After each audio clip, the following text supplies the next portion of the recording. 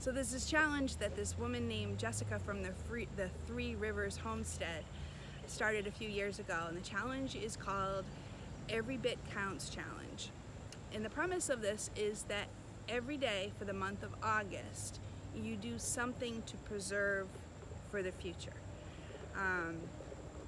Whether it's drying herbs, canning something, freezing something, freeze drying something, something that you put away that you're not going to use immediately but could help you out later on. When she started this, I don't think she could have imagined the way sometimes the shelves look at the stores. We know that we are working on the food that we're seeing at the stores is last year's food. The fresh produce that we're seeing is things that came this year with all the hardships that the farmers were still able to bring to us. And we also know the way that the economy's going, with the R word being introduced this past week. We know that there's going to continue to be shortages, and we're going to continue to pay more for things that we are used to buying and not paying that much. I've already explained in previous videos that I like to shop at Aldi's. Aldi's is cheaper than Food Lion, Publix, and the other places that are around here. Comparably speaking, it's cheaper than what I would have shopped at back home, Market Basket, Shop and Save, back in New Hampshire. But everything that I have that I buy on a regular basis has gone up 30 to 60%. It's ridiculous. And we know that our gas has gone up by over 100%. And yeah, it's coming down a little bit, but that's because the elections are getting closer. And there's really no need for any of it to be the way it is. It just is. So we have to learn to pivot. We have to learn to pivot and work around people that seemingly are trying to work against us in our everyday lives. So this everyday challenge is fantastic because what you can get in a surplus now, what's in season, what you can maybe buy on sale from a farmer's market or a grocery store, or what you grow in your backyard. If you preserve it and you put some things away, it's going to save you money in the long run. No doubt it'll save you money in the long run. And then you'll be able to have things to work with when you want to. It won't be hard to find. So the premise is if you just do something. A lot of people don't have time to spend all day canning, or they don't have the means, they don't have the opportunity, but they can do something. So I want to translate this into people that may not even have a garden at this point, or their garden isn't producing more than what they eat daily. When you go to the store, when something's on sale, pick up a couple extra, put it away. Get a black magic marker, write the date on it, because those expiration dates are getting smaller and smaller, harder and harder to read for some of us that are aging. But write today's date on it, and then you can cycle through, you can rotate, but just put something away for tomorrow. Some people say that that's fear-mongering, that's not having faith. I call BS on that. God led Joseph to prepare for 7 years, for a 7-year famine, and because he was obedient in doing that, he was able to save a whole nation of people, and then some, and then not even just their people. God didn't intend for us to be fools. When you see the writing on the wall, it's up to us to act on it. We can do more for ourselves than just sitting on the sidelines and watch what's happening. So I'm going to start participating. I'm going to do the best I can this month, for the month of August, to do this. It's a 31-day challenge, and at the end of 31 days, even if it's only a couple of jars, I have a tendency of when I want to can all at once. Like right now, I've been cooking down tomatoes because I want to make enough sauce for a year, enough pasta sauce for a year. I'm going to try and get over that, and if I only have enough to do 3 quarts, then that's what I'm going to do. If at the end of 31 days you're putting a few things away each day, it adds up. It helps, and it's not overwhelming. So I need to rethink the way I have been doing things, and I'm going to do the best I can with this challenge this month, and hopefully maybe it'll carry on. Try to do that anyway, but by doing a video like this right now, I'm holding myself accountable to try and do something every day. I realize I may fail, and that's okay too. So something's better than nothing.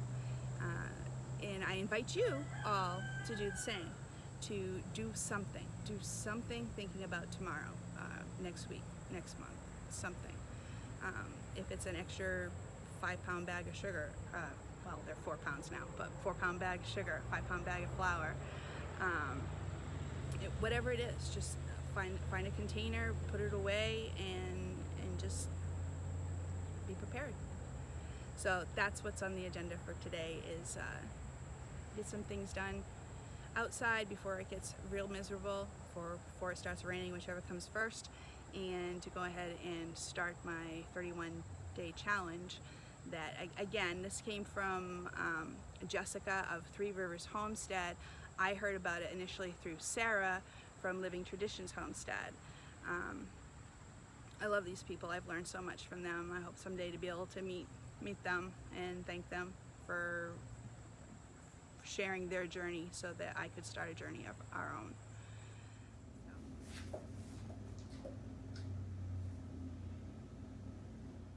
So it's 8 o'clock Monday now, and I'm finally getting to the first day challenge. I decided that whereas I have so many itsy bitsy eggs, I would go ahead and do a mustard pickled egg. Did some beet eggs, pickled eggs, when our beets came in the spring, and they were a pretty good hit. And then somebody had mentioned to me about mustard, and then I just found a recipe. It's supposed to be an Amish recipe, so I figured I'd go ahead and do that.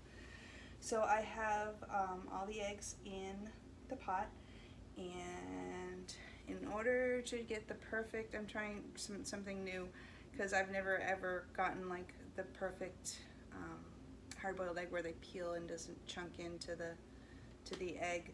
I've always run into problems, and that's even more common when you have fresh eggs. So I'm going to be trying some new tricks. I'm on medium, coming up. I should find a cover for it. I'm going to start some brine for it, and you don't can eggs, but you can pickle them, and you pickle them in the refrigerator. So I'm going to go ahead and start the brine, get that going for it. So it starts with 4 cups water.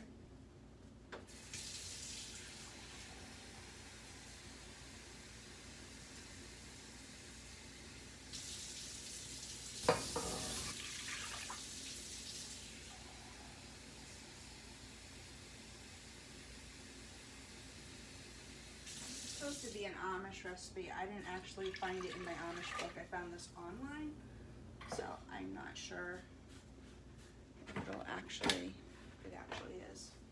I mean, you can't read everything. You can believe everything you see on the internet, right? 1 cup white vinegar.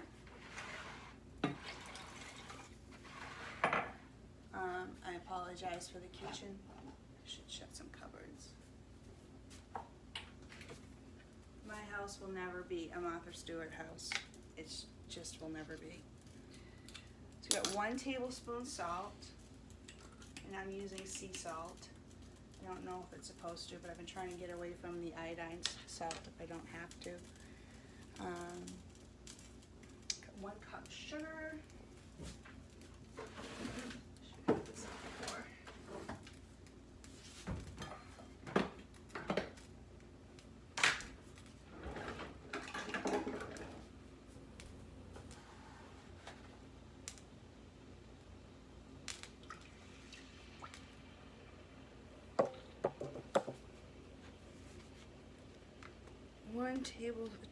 3 tablespoons of yellow mustard, so any kind. This is all these. I had to go down and borrow this from Dad because I didn't have any. It's weird.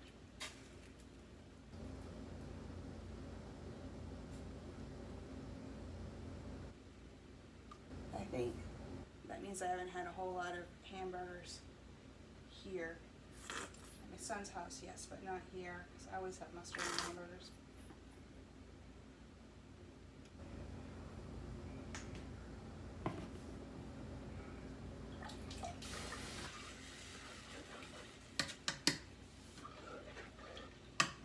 And then 1 tablespoon of mustard seed, which I do have. Mustard seed, maybe I should try and grow mustard. Wouldn't that be nifty?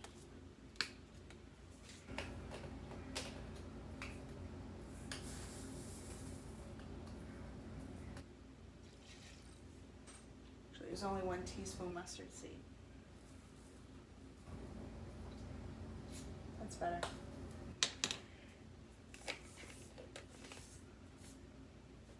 And I feel like I'm missing something. Let me check that real quick. I hate it when I mess up on a recipe.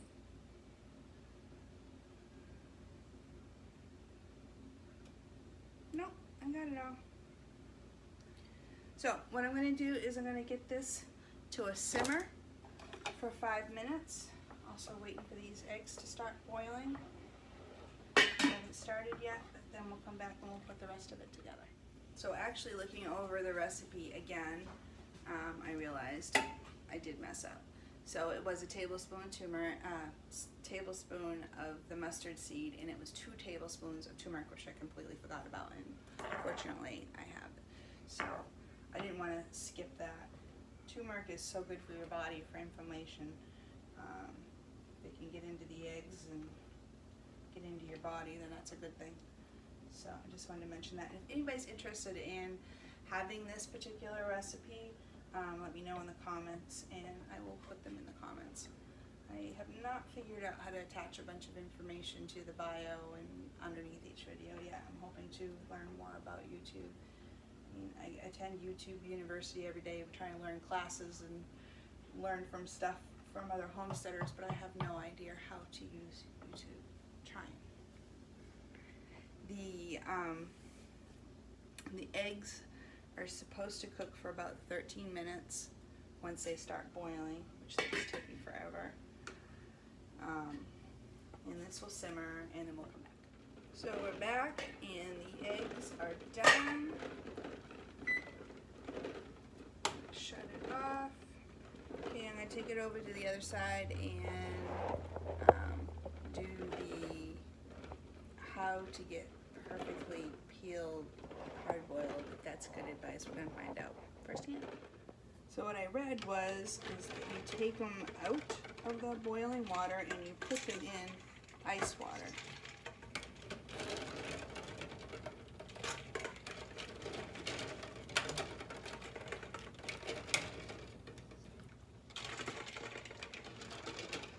I only have 4 pint jars prepped, and I'm thinking I can get them all in there. They're a lot smaller. This is probably, ow, dummy. That's probably the biggest one I have. They're not like the same size as you get for regular eggs in the grocery store yet, because they've just started laying eggs in the last couple weeks. So then it says to leave that be for like 5 minutes. So we do that. I have already prepped a recipe called for slicing onions. I already had a bunch of onions that I had chopped. I wasn't going to slice an onion when I have a whole bunch of them chopped, so I went ahead with that. So I'm going to wait 5 minutes and we'll come back, see if it worked. Okay, we're back. We'll see if that is really the trick to having eggs that don't look scrambled when they're supposed to be hard-boiled. She made it look like it was easy, like peeling a banana. That actually was pretty painless.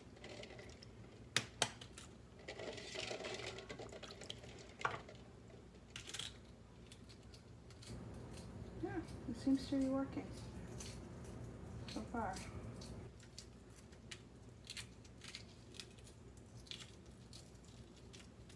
That's cool.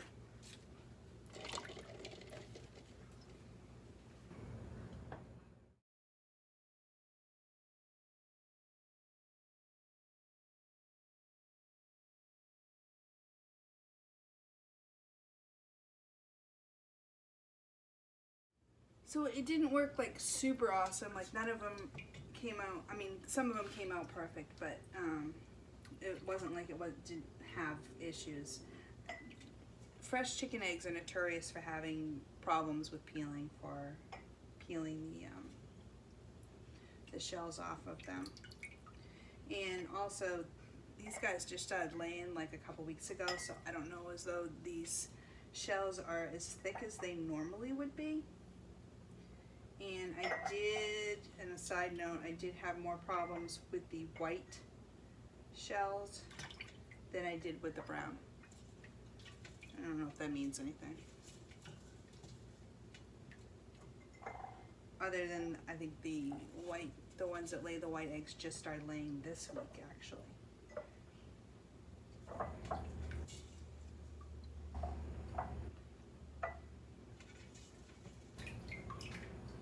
I think I'll eat the yolk.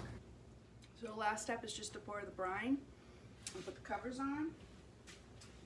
And keep it in the fridge for like 7 days. I said 5 to 7 days. The longer you keep it in, the better I guess it tastes. So when we do crack one open, we'll have to do it on camera. Now when I was measuring them out, I put all the eggs in the jars, and I was figuring that I would have maybe not enough room in the 4 jars. Turns out I have more than enough room in the 4 jars. You don't have to worry about headspace or anything like that because you're not canning.